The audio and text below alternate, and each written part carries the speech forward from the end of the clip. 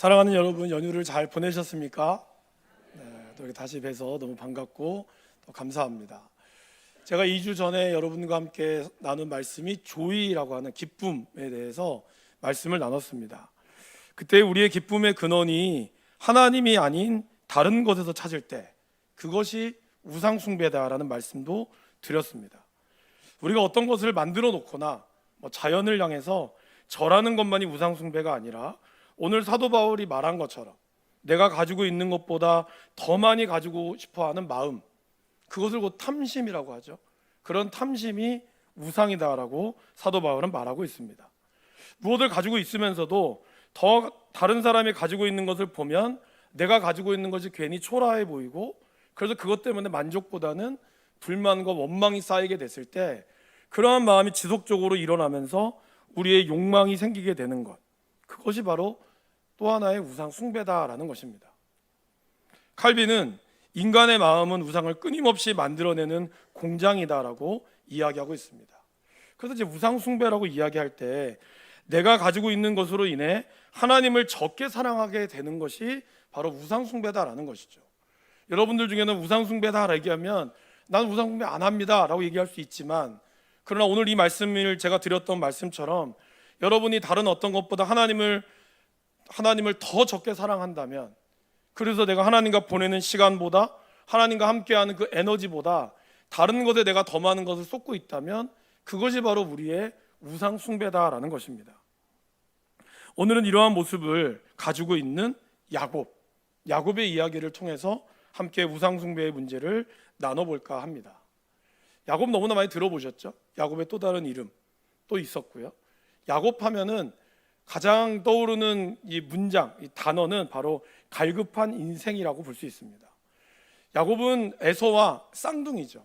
그런데 쌍둥이, 그 같은 시간에 태어났지만 엄마의 뱃속에 에서가 먼저 태어났다는 이유로 야곱은 차자가 됐고 에서는 장자가 됐습니다. 이게 뭐 그렇게 큰 차이가 있습니까? 라고 할지 모르지만 고대 사회의 장자가 가지고 있는 특권은 재산의 3분의 2 이상을 누리는 어마어마한 특권을 누렸다는 거예요. 여러분, 야곱이 에서와 2살 차이가 난다거나 아니면 3살 차이가 나서 당연히 그가 누려야 될, 그러니까 형이 당연히 누려야 될 것이 누렸다면 덜 억울하겠죠. 그렇지만 그가 태어나면서 자라면서 같은 나이이고 같은 시간에 태어났음에도 불구하고 그가 장자로서 누릴 수 없는 그러한 특권을 그가 누리지 못하게 됐을 때 야곱의 마음이 어떠했을까요? 야곱은 너무나 장자에 대한, 이 복에 대한 인생을 갈망했다라는 것이죠. 그래서 그의 형 에서가 사냥을 하고 돌아왔을 때 너무 배가 고파서 야곱에게 네 팥죽 좀 줘. 여기서 뭐라 그러죠? 그냥 주지 않고 장자권 나한테 파시오. 형 나한테 그럼 장자권 팔아. 그럼 내가 줄게. 이렇게 얘기했다는 거죠. 쪼잔하잖아요, 그죠? 그런데 그만큼 야곱은 갈급했다는 거예요. 형은 그거를 무시했죠. 멸시했다고 표현합니다. 그래 그까짓 건 내가 너 줄게. 아마 에서는 이걸 심각하게 생각하지 않은 거죠. 이미 누리고 있는 사람들은 그거를 그렇게 소중히 여기지 않습니다. 에서는 그냥 줘버렸죠. 말로만 줬기 때문에 무슨 의미가 있냐라고 생각할지도 모릅니다. 그런데 야곱은 거기서 그치지 않았죠. 이제 그의 아버지 이삭이 죽을 때가 가까이 왔고, 그래서 에서를 불러서 내가 나를 위하여 맛있는 걸 먹어주면 내가 너에게 장자의 축복을 주겠다라는 이야기를 그의 어머니 리브가와 그리고 야곱이 알고 어떻게 했습니까? 작당 모의를 한 거죠. 그래서 눈이 어두웠던 이삭의 눈을 속여서 맛있는 별미를 만들어서 야곱의 팔에다가 이 가죽 털을 붙이고 그리고 아버지를 찾아갔습니다.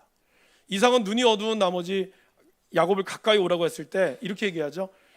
만지니 형은 에서의 손이로되 목소리는 야곱의 목소리구나. 그러면서 그가 에서인 줄 알고 어마어마한 축복을 해 주었습니다. 에서가 뒤늦게 달려왔지만 이미 아버지가 한번 내뱉은 축복의 말을 담을 수는 없었다는 거예요. 지금이야 물려 하면 끝나겠지 모르지만 그 당시는 그럴 수가 없었다는 거예요. 그만큼 말의 권세가 강했다는 거예요. 그래서 에서는 어떻게 하죠? 내가 아버지 이삭만 죽으면 저거 반드시 죽이리라. 이제 아버지가 곧 돌아갈 줄 알았다는 거죠. 그런 가운데서 그의 어머니는 그의 두 아들을 한꺼번에 잃을 수 없기에 야곱을 챙겨서 외삼촌 라반이 있는, 그의 오라버니가 있는 라반이 있는 하란으로 도망을 보냅니다. 그렇게 급하게 도망간 야곱, 아무것도 없이 도망간 그가 중간에 루스라고 하는 그곳에 도착해서 잠을 청하게 되죠. 그때 어떻게 합니까? 그의 꿈에서 잠을 자다가 꿈을 꾸게 되었습니다. 꿈속에서 하늘에서 사닥다리가 내려오는 것을 보았고, 사닥다리에 왔다 갔다 하는 하나님의 사자, 천사들이 오르락 내리락 하는 것을 그는 보았습니다. 그리고 그 꼭대기에 하나님께서 야곱에게 한 말이 있죠. 그 말씀이 바로 창세기 28장 13절에서 15절입니다. 나는 여호와니 너희 조부 아브라함의 하나님이요 이삭의 하나님이라. 내가 누워있는 땅을 내가 너와 함께 내 자손에게 주리니 내 자손이 땅에 티끌같이 되어 내가 서쪽과 동쪽과 북쪽과 남쪽으로 퍼져나갈지며 땅의 모든 족속이 너와 내 자손으로 말미암아 복을 받으리라. 내가 너와 함께 있어 내가 어디로 가든지 너를 지키며 너를 이끌어 이 땅으로 돌아오게 할지라. 내가 내게 허락한 것을 다 이루기까지 너를 떠나지 아니하리라. 이러한 약속의 말씀을 듣고 꿈에서 깬 야곱은 자기가 베개로 삼았던 돌을 딱 기둥으로 세웁니다. 그리고 그는 하나님 앞에 서원을 하죠. 그 서원의 기도를 같이 한번 28장 20절에서 22절을 같이 한번 읽어보실까요? 야곱이 서원하여 이르되 하나님이 나와 함께 계셔서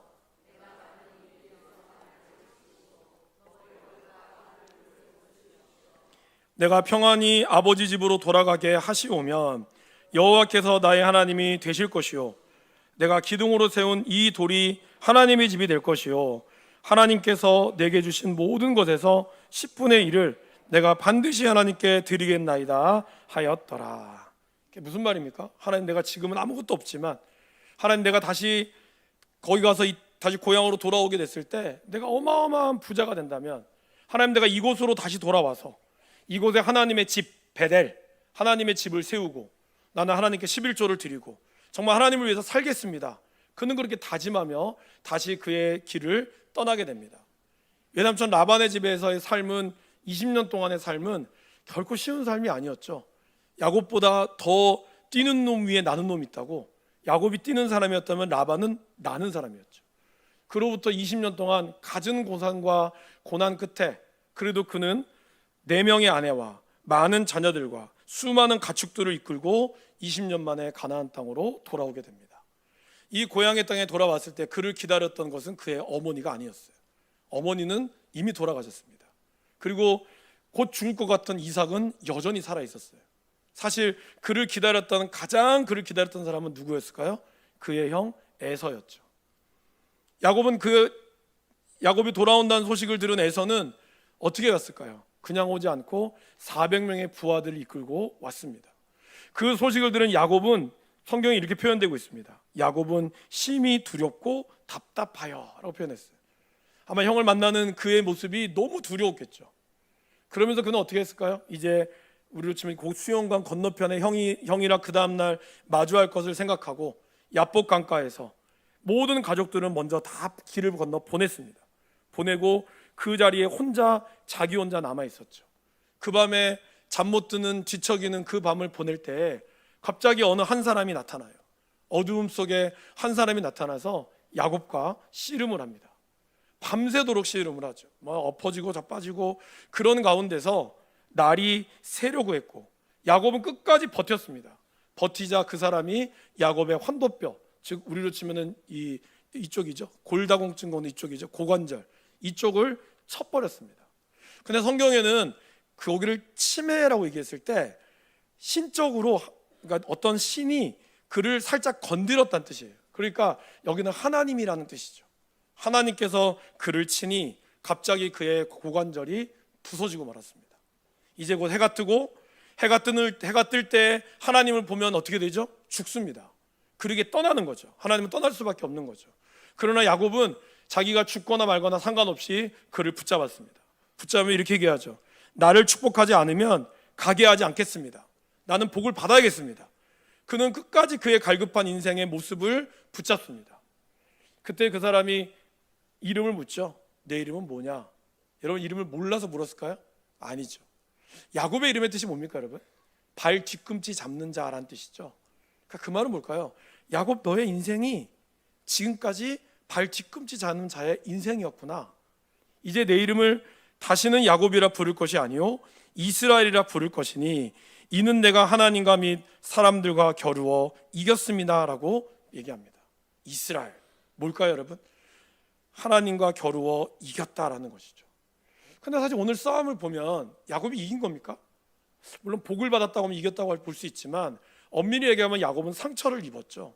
이긴 것이 아님에도 불구하고 하나님은 그에게 네가 하나님과 겨루어 이겼다라고 하면서 이스라엘을 붙인 것은 무슨 뜻일까요? 하나님 앞에 지는 것이 진짜 이긴다라는 뜻입니다.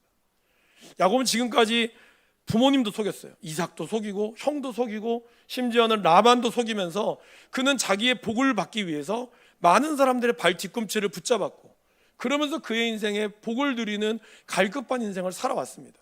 그러니까 어떻게 돼요? 저 사람을 눌러뜨려야 내가 복을 받는다고 생각했다는 거죠. 그에게 있어서 우상은 뭐였을까요? 바로 성공이었어요. 그래서 성공이라는 우상을 향해서 다른 어떤 하나님도 이용하고 자기의 모든 것을 이용하는 삶을 살아왔다라는 것입니다. 그런데 그런 그가 하나님을 만나자 하나님 앞에서 자기의 몸이 꼬꾸라지자 그는 비로소 자기의 인생이 하나님을 만나면서 그가 이기는 인생이 되었다는 겁니다. 그것이 바로 진짜 이스라엘의 모습이었다라는 것입니다. 형 에서를 만나러 갈 때에도 여러분 어떻게 갔습니까? 야복 강가에 형제들을 먼저 다 보냈어요. 보낸 이유는 그겁니다. 먼저 형제들을 하나하나씩 보내면서 에서가 그걸 받아주면 자기가 앞으로 가려고 했죠. 그러지 않으면 자기는 야복 강가에 숨어 있다가 도망가려고 했다는 것이죠. 그는 그런 인생을 계속해서 살아왔어요. 이때 야곱의 나이가 97세입니다. 여러분 97년 77세에 도망와서 97세에 형을 만났지만 이제 다 같이 늙어가는 처지에 사실 에서의 나이는 몇 살이에요? 97세죠. 쌍둥이니까. 그죠? 똑같이 늙어가는 처지에 뭐가 그렇게 무서웠겠습니까? 근데 야곱은 그랬다는 거예요. 야곱은 평생 그 가운데 있었다는 거죠. 그에게는 성공이라고 하는 우상도 있었지만요. 또 하나의 우상이 있었습니다. 뭘까요? 두려움이라고 하는 우상이 있었어요. 바로 형의 그를 피하고자 하는 그 두려움의 우상이 그를 사로잡고 있었다라는 겁니다. 우리가 우상을 생각할 때 뭔가를 빌고 하면 그 우상 앞에 내가 성공하고 기쁜 거를 우상이라고 생각하지만 우상의 정의 자체가 하나님 앞에 있는 것 자체가 다 우상이라는 거예요. 여러분 어떻습니까? 여러분들이 아무도 여러분들을 찾는 사람이 없고 아무도 여러분들을 모를 때 윌리엄 템플이 했던 말처럼 혼자 있을 때 하는 일이 곧 당신의 신앙이다라는 말. 여러분들이 혼자 가만히 있을 때 여러분이 무의식적으로 생각하는 그 생각 뭐예요? 하나님이 생각나세요? 갑자기 막 말씀이 떠오르면서 막 기뻐요? 아니면 갑자기 누워있으면 여러분 돈이 생각나십니까? 오늘 내가 얼마를 벌어야 되는데 오늘 어떻게 됐는데 내 자녀들은 오늘 공부를 잘하고 있을까? 이런 생각이 우리를 사로잡고 있다면 그게 우상이라는 거예요. 우상은 거듭 말씀드리지만 여러분들이 뭔가 절을 하고 그게 우상이 아니에요. 그것만이 우상이 아니에요. 여러분들의 의식 속에 여러분들이 무의식 속에 여러분을 기쁘게 만들고 여러분들이 습관적으로 생각하면서 여러분을 두렵게 만드는 그것이 우상이라는 것이죠. 야곱은 밤새도록 뭘 했을까 여러분? 밤새도록 내일 형을 만나면 어떻게 하지? 형이 우리 가족들을 다 안 받으면 난 어디로 도망가야 되지? 아마 끊임없이 그 생각을 하지 않았을까요? 끊임없이 아무도 없을 때 자녀들한테는 감히 형을 두려워한다는 말은 못하겠지만 그러나 이제 그 혼자 남았을 때 끊임없이 그의 의식 속에 그를 사로잡고 있는 그 우상, 그것들 가운데 하나님이 나타나신 거예요. 하나님이 나타나서 그를 넘어뜨리려고 하자 이제 야곱은 뭘 생각했을까요? 살아남아야겠다. 내가 여기서 밀리면 나 죽는다. 이제는 에서는 사라졌어요. 이제 그에게서는 자기의 생존의 문제, 그리고 이 사람을 붙으면 붙을수록 이것이 보통 사람이 아니라는 걸 아는 순간 그에게 에서는 두 번째예요. 누가 첫 번째가 됐을까요? 하나님이 첫 번째가 된 거예요. 하나님이 첫 번째가 되는 순간 그는 비로소 야곱이 아닌 이스라엘의 인생이 되었다라는 것입니다. 여러분 우리가 우상을 제거할 수 없습니다. 여러분 스스로 돈 생각 안 해야지, 자식 생각 안 해야지, 에이 알아서 하겠지 이렇게 생각하지만 5분도 안 갈걸요? 그 생각 안 해야지 하다가도 금방 돌아서면 또 생각납니다. 또 걱정되고 또 염려되고 또 기쁘고. 그러나 그러기에 우상을 제거할 수 있는 게 아니에요. 우상은 다른 것으로 채워져야 한다는 거죠. 바로 하나님으로부터 채워져야 한다라는 것입니다. 야곱이 하나님으로 채워주고 나서 그 다음 날이 되었어요. 그 다음 날 어떻게 됐을까요? 그 다음 날 그 형제들이 그 자녀들의 틈바구니에서 야곱은 이들 모두를 자 내 뒤로 물러가. 야곱은 제일 앞으로 갔다는 거예요. 가족들이 봤을 때는 어땠을까요, 여러분? 밤새도록 아버지 혼자 밤새서 왔는데 아침에 일어나서 강 건너온 아버지의 모습을 보니까 온몸이 완전히 먼지구덩이에 뒤집어져 있고 한숨도 못 자서 눈은 퀭해 있고 너무 초췌한 모습에 거기다가 잠을 잘못 잤는지 침대도 없었을 텐데 어디 떨어졌는지 갑자기 다리는 절뚝거리고 있고 너무 이상하지 않겠어요, 여러분? 하룻밤 사이에 아버지의 모습이 완전히 바뀐 거예요. 그런데 그 아버지가 쩔뚝거리면서도 자녀들을 먼저 앞세웠던 아버지가 이제는 자녀들 다 뒤로 땡기고 내가 제일 먼저 가겠다고, 내가 제일 먼저 형 에서를 맞이하겠다고 갔다라는 겁니다. 그 모습을 바라본 20년 만에 그 모습을 바라본 에서는 어땠을까요, 여러분? 오랜만에 만난 에서 아마 여러 가지 감정이 들었겠죠. 그 에서의 모습이 바로 창세기 33장 4절에 나와 있습니다. 우리 같이 한번 읽어보겠습니다. 에서가 달려와서 그를 맞이하여 안고 그와 입맞추고 서로 우니라. 에서가 펑펑 울었다는 거예요. 안고 울었다는 거죠. 더 중요한 건 야곱의 고백입니다. 야곱이 이렇게 얘기하죠. 야곱이 이르되 그렇지 아니하니이다. 내가 형님의 눈앞에서 은혜를 입었사오면 청하건대 내 손에서 이 예물을 받으소서. 내가 형님의 얼굴을 배운즉 하나님의 얼굴을 본 것 같사오며 형님도 나를 기뻐하심이니이다. 그의 마음이 형을 우상으로 삼고 있다가 그의 마음이 하나님을 앞세우자 형을 바라보는 마음이 하나님을 바라보는 것 같다라고 고백하고 있었다는 거예요. 20년 동안 도망 다니면서 끊임없이 가나안에 오면 형을 어떻게 마주해야 될까? 그나마 평생 그것을 마음속에 두리며 살아왔다는 것이죠. 그런데 그가 그 마음속에 있는 형의 자리에 하나님이 들어가자 형 안에서 하나님의 얼굴을 봤다라는 거예요. 여러분, 내가 싫어하는 사람, 내가 미워하는 사람, 꼴보기 싫어하는 사람들이 있죠. 있을 수 있습니다. 그러나 그 자리를 하나님으로 채워야 하는 거예요. 그러면 그 사람의 모습이 다른 모습으로 발견되어 지는 것이죠. 그래도 진짜 이스라엘, 야곱에서 그는 이스라엘로 바뀌게 되었다라는 것입니다. 근데 여러분, 이러한 것이 한 번으로 끝날까요? 사실 우리의 문제는 거기서부터 시작되는 거죠. 어쩌면 야곱에게 갑자기 찾아온, 선물처럼 찾아온, 그 밤에 찾아온 하나님, 그 하나님이 야곱에게 이스라엘이라고 하는 이름으로 바꿔주었습니다. 그러면 이제 야곱은 정말 그로 인하여 그 하나님의 기쁨과 가장 문제였던 형 에서와의 화해를 통했다면 그는 이제 어디로 가야 되죠? 그는 베델로 가야죠. 그죠? 그가 20년 전에 하나님과 약속했던 그곳. 그런데 그는 어디로 갔을까요?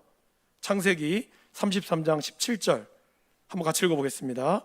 야곱은 숫곳에 이르러 자기를 위하여 집을 짓고 그의 가축을 위하여 우릿간을 지었으므로 그 땅 이름을 숫곳이라 부르더라. 그리고는 거기서 제단을 쌓았습니다. 거기에 제단을 쌓고 그 이름을 엘렐로에 이스라엘이라 불렀더라. 하나님, 이스라엘의 하나님이라는 뜻이죠.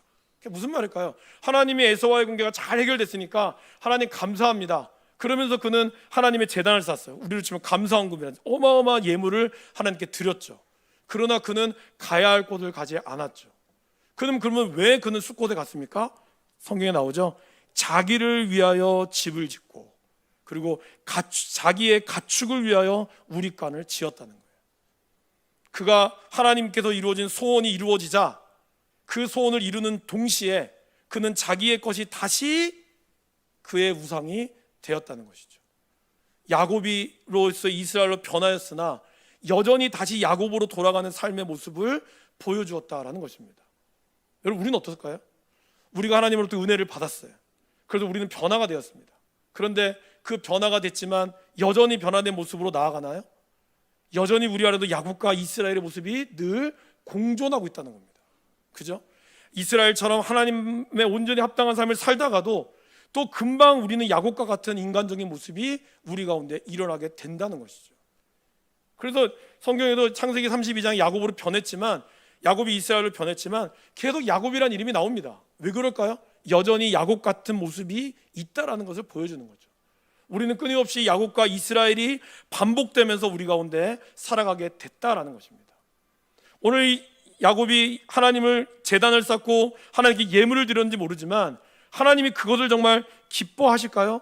그것을 기뻐하시는 것이 아니었다는 것을 우리는 알 수 있습니다. 자, 33장에 그렇게 우리 형과의 화해와 그리고 엄청난 그러한 마국간을 짓고 지으면서 그는 이제 더 이상 문제가 없을 줄 알았어요. 34장에 들어오면서 야곱의 딸이었던 디나가 그 이사 왔기 때문에 동네를 한번 구경하러 갔겠죠. 동네를 구경하러 가다가 거기서 그는 족장의 아들에게 겁탈을 당하게 됩니다. 그리고 그의 아들이 그 디나를 달라 그러죠. 내 아내로 맞이하겠습니다. 그러나 여러분, 그렇게 강제로 겁탈한 사람을 누가 주려고 하겠습니까? 야곱은 이 소식을 가만히 듣고 양을 치러 갔던 형들이 돌아오자 이 이야기를 이야기합니다. 그 이야기를 듣자 형제들이 어떻게 했을까요? 분노했죠. 절대로 줄 수 없다고, 저걸 죽여야 된다고. 그러나 이 부족은 세잖아요. 그래서 어떻게 했죠? 일종의 협상을 하는 거죠. 내 동생을 데려가고 싶으면 우리는 다 할례를 해야 됩니다. 남자들은 모두 다 할례를 해야 됩니다. 그렇지 않으면 줄 수 없습니다. 그 형제들은 좋습니다. 뭐 할례 뭐 어렵습니까? 할례를 하죠. 가장 아파할 3일째 되는 날 형제들 시므온과 레위가 거기에 있는 일가족 남자들을 다 몰살시켜버리죠. 그렇게 해서 복수가 완성되는 듯 했으나 야곱의 또 다른 두려움이 생겼죠. 뭘까요, 여러분? 주변의 나라들이, 주변의 부족들이 이 자기를 가만두지 않을 거라고 하는 두려움이 있었다는 거예요. 한 부족을 없애긴 했으나 이 부족들이 얽혀져 있는 수많은 친인척들이 있지 않겠어요? 이들이 과연 야곱의 집안을 가만히 내버려 둘까?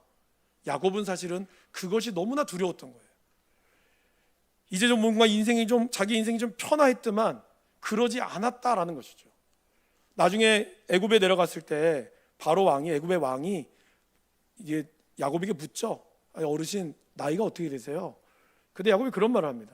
내 나이가 우리 조상들의, 그러니까 우리 이제 선대에 비하면 적은 나이입니다. 147세에 죽었으니까요. 130세였어요 그때. 그러나 그 다음 말이 더 중요하죠. 그러나 내가 험악한 세월을 살았습니다 라고 얘기해요. 그는 130년의 인생을 하루도 편한 날이 없었다는 겁니다. 그런 두려움에 가득하면서 있을 때 하나님이 그에게 나타나죠. 바로 창세기 35장 1절 말씀입니다. 하나님이 이렇게 말씀하셨습니다.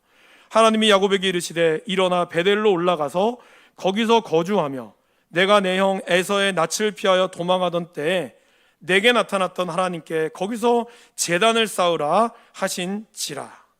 그리고 10절에 뭐라 그러죠? 하나님이 그에게 이르시되 내 이름이 야곱이지만은 내 이름을 다시는 야곱이라 부르지 않겠고 이스라엘이 내 이름이 되리라. 여러분, 무슨 뜻일까요, 여러분? 내가 선물로 이스라엘이 되었지만 너의 삶이 아직도 야곱이구나. 이제 다시 나를 찾고 다시는 야곱의 삶, 인간적인 수단과 방법이 아닌 자신을 비우고 하나님 안에서 살아가는 이스라엘의 삶을 살거라. 이것이 너의 정체성이다. 이거를 보여줬다는 거예요. 32장에서 비록 야곱이 이스라엘이 변화되었지만 여전히 그의 삶은 야곱의 삶이 있었다는 거예요. 그리고 제단을 쌓긴 했지만 하나님이 원하시는 제단은 어디였어요? 베델이었다는 거예요. 왜? 하나님의 집, 그곳에 하나님의 집을 세워야 한다는 것이죠. 사랑하는 여러분, 우리는 하나님 앞에 간절히 기도하고 하나님의 뜻을 이루기 위해서 열심히 봉사도 하고 또 여러분 예배의 자리도 나옵니다. 그래서 하나님의 뜻이 이루어지면 우리는 금방 기쁜 마음으로 감사헌금 하기도 하고 뭐 성단 장식을 하기도 하고 여러 가지를 해요. 그런데 하나님이 진짜 원하는 건 뭘까요? 하나님은 여러분을 원한다는 거예요. 그냥 얼마 하고 얼마 교회를 위해서 바치고 이게 아니라 내 자신이 완전히 하나님께 드려지기를 원한다는 거예요. 그깟 제단 쌓고 LL로에 있어야 하고 하나님 여기 하나님이 있습니다, 이게 중요한 게 아니라 하나님의 말씀함에 베델, 하나님의 집, 내 인생의 집이 아닌 하나님의 집을 쌓기를 원한다라는 것입니다. 이것이 한 번이 아닌 계속적으로 우리 가운데 이루어지기를 하나님은 바라고 있다는 것이죠. 오늘 우리 골로새서 3장 1절 2절 바울의 말에 다시 한번 귀를 기울여 보겠습니다. 그러므로 여러분이 그리스도와 함께 살려주심을 받았다면 위에 있는 것들을 추구하십시오. 거기에는 그리스도께서 하나님의 오른쪽에 앉아 계십니다. 여러분, 땅에 있는 것들을 생각하지 말고 위에 있는 것들을 생각하십시오. 1절에 뭐라고 되어 있죠? 예수님이 나를 살려주셨습니다. 나를 위해 모든 것을 주셨고, 그렇게 부활을 경험했다면 이제는 나를 위하여 집을 짓는 인생이 아니라 하나님을 위하여 집을 짓는 인생이 되어야 한다는 것이죠. 하나님은 그런 야곱에게 나타나셨던 거예요. 너를 위한 집이 아닌 나를 위한 집을 짓기 위하여 가라고. 그리고 야곱이 아닌 이스라엘의 삶을 살거라. 야곱은 두려웠어요. 뭐가 두려웠죠? 주변의 나라들이 우리를 언제 칠까? 그래서 움직이는 것도 쉽지 않잖아요. 괜히 움직였다가 흩어져도 움직였다 다 몰살당할까 봐. 그러나 하나님이 그를 베델로 불렀을 때 야곱은 베델로 모든 것을 정리하고 떠납니다. 성경에 이렇게 나와요. 하나님께서 사면 고울들로 하여금 두려움을 주셨으니 어느 누구도 야곱의 집을 쫓아가는 사람이 없었더라. 우리는 어떤 것을 놓으면 이것 때문에 내가 망할 것 같아요. 자녀를 놓으면, 돈을 놓으면 나 망하면 어떡하지? 이것이 나의 유일한 건데. 근데 하나님은 때로는 놓으라고 하시는 거예요. 이걸 놓으면 두렵죠. 그러나 우리가 놓는 순간 하나님은 그 모든 두려움으로부터 우리를 지켜주신다는 거예요. 우리가 그리스도에게 마음을 향하는 게 중요하다는 겁니다. 여러분들이 예배 잘 드리고 주일에 잘 나오는 것도 중요하지만 더 중요한 것은 여러분의 마음이 하나님께로 가 있어야 한다는 거예요. 그것이 우리의 우상을 이기는 길이라는 거죠. 수많은 가짜들이 우리를 판치고 있습니다. 여러분들에게 수많은 그것들이 마치 우리에게 행복을 보장해 줄 것처럼 이야기합니다. 그러나 그 가짜와의 결별을 하지 않으면 우리는 끊임없이 그것에 휩싸여서 신앙생활을 하긴 하지만 우리는 진짜 하나님이 주시는 평안함을 누릴 수 없다라는 것이죠. 사도 요한은 우리에게 이렇게 권면합니다. 자녀들아, 너희 자신을 지켜 우상에게서 멀리하라고. 자신을 지킨다는 게 뭘까요? 마음을 지킨다는 거예요. 우리의 생각을 지킨다는 거예요. 여러분들이 겉으로는 예배의 자리에 나오고 겉으로는 예배에 봉사할 수 있지만 우리의 마음이 하나님께로 향하여 있지 않다면 우리는 이미 다른 곳에 우리의 우상이 가 있는 거예요. 다른 가짜에 가 있는 거예요. 이 예배를 내가 잘 들어서 하나님 복 받아야지, 이렇다면 우리는 하나님께 예배하는 게 아니라 그 복을 예배하는 거예요. 그럼 그게 우상이 되는 거죠. 내가 열심히 기도하면, 우리 자녀를 위해 기도하면 자녀가 잘 되겠지? 그러면 여러분, 자녀가 우상이 되는 거예요. 하나님의 예배가 아니에요. 하나님은 그거를 내려놓기를 원하시는 거예요. 내가 원하는 것은 나를 하나님과 사람과 겨루어 이겼다. 뭐죠? 나를 내려놓고 하나님을 높이는 것. 이거를 하나님은 원하고 있다라는 것이죠. 수많은 가짜들이 우리를 유혹하죠. 그 유혹에 우리는 넘어집니다. 안타깝게 우리는 며칠 전에 캄보디아에서 한 대학생의 죽음을 여러분 뉴스로 보셨을 거예요. 그 대학생이 왜 갔죠? 돈 벌러 간 거예요. 우리나라보다 못 사는 캄보디아에 왜 갔을까요, 여러분? 거기 가면 돈을 준다고 하니까, 통장만 넣으면 돈을 넣어준다고 하니까. 그러기도 정말 넣어준 그 돈으로 브로커가 가져가고 그는 고문당하다가 죽었어요. 너무나 젊은 청년들이 그렇게 죽어가는 겁니다. 근데 그 숫자가 처음엔 4명이었다가 2025년에 200명으로 늘어났다고 그러죠. 통계되지 않은 숫자만 하면 더 할 겁니다. 그럼 왜 그 많은 청년들이 갈까요? 그 안에 보여져 있는 이 돈, 가짜라고 하는, 그것이 진짜인 것처럼 그들의 인생을 다 할 것 같다라고 하는 그 모습이 우리를 불러일으킨다라는 겁니다. 지금 우리도 수많은 가짜와 싸우고 있습니다.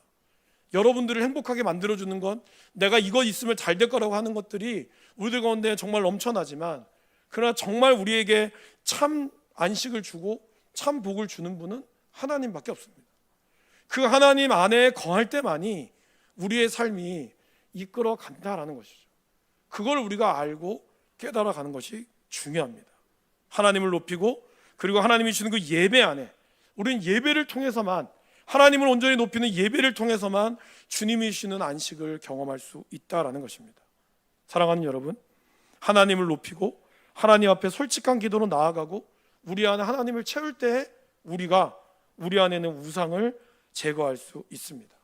근데 이 시간은 사실 오래 걸려요.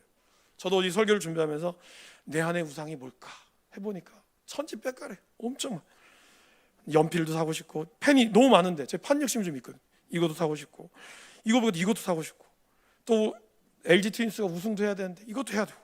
여러분, 롯데가 졌다고 화나지 마세요. 네, 그거 우상입니다. 제가 이렇게 얘기할 수 있는 LG가 올라갔기 때문에.